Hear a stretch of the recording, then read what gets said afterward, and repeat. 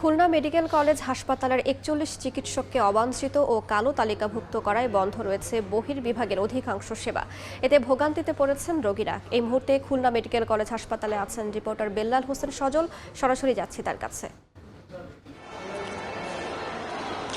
অন্য সকল কর্মদিবসের তুলনায় আজকে কিন্তু খুলনা মেডিকেল কলেজ হাসপাতালের যে বহির্বিভাগের চিত্র সেটি অনেকটা ভিন্ন। এই মুহূর্তে এই জায়গাটিতে কিন্তু প্রচণ্ড পরিমাণ রোগীর ভিড় থাকার কথা ছিল।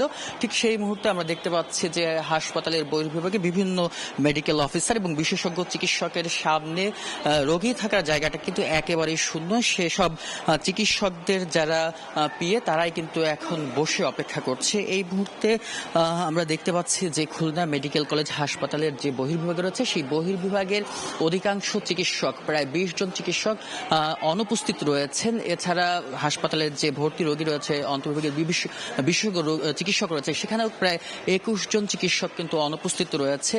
হাসপাতালের সূত্র যেটি বলছে যে গতকাল হাসপাতালের যারা শিক্ষার্থী রয়েছে, মেডিকেল কলেজ হাসপাতালের শিক্ষার্থী সহ কয়েকজন চিকিৎসকরা তারা খুলনা মেডিকেল কলেজ হাসপাতালের যে উপপরিচালক তার কাছে যান, গিয়ে একটি তালিকা প্রণয়ন করেন। সেখানে ৪১ জন চিকিৎসকের নাম রয়েছে যাদেরকে কালো তালিকা এবং অবাঞ্ছিত ঘোষণা করার কথা বলা হয়েছে। এর পরবর্তীতে আমরা দেখেছি যে ডাক্তার উপপরিচালক ডাক্তার আখতারুজ্জামান তিনি নিজেও পদত্যাগ করেছেন।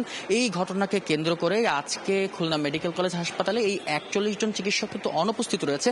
আমরা তাদের সঙ্গে যোগাযোগ করার চেষ্টা করেছি। তারা যেটি বলছেন, গত ৫ আগস্টের পরে কিন্তু খুলনা মেডিকেল কলেজ হাসপাতালে বহির্বিভাগে একটি হামলা করা হয়েছিল। চিকিৎসকরা তখনও ভয়ে ছিলেন। তারা যেটি বলছেন, আজকেও তারা যে আতঙ্কিত বা নিরাপত্তাহীনতার কারণেই কিন্তু তারা হাসপাতালে আসেনি। যার ফলে দেখা যাচ্ছে যে দূর দূরান্ত থেকে যেসব রোগীরা খুলনা মেডিকেল কলেজ হাসপাতালে চিকিৎসা নিতে আসেন তারা কিন্তু এক ধরনের দুর্ভোগে পড়েছেন। যেহেতু খুলনা মেডিকেল কলেজ হাসপাতালটি খুলনা বিভাগের মধ্যে সর্ববৃহৎ হাসপাতাল, সেক্ষেত্রে এখানে কিন্তু খুলনা বিভাগের যে ১০ জেলায় নয়, এখান থেকে কিন্তু পার্শ্ববর্তী বিভাগ থেকেও রোগীরা আসেন। আমরা দেখেছি সকাল থেকে ৮টা থেকে এখানে বহির্বিভাগের টিকিট দেওয়া হয়। সেই ৮টার পর থেকে প্রায় ২ থেকে ৩ ঘন্টারও বেশি সময় কিন্তু রোগীরা এখানে বসেছিল।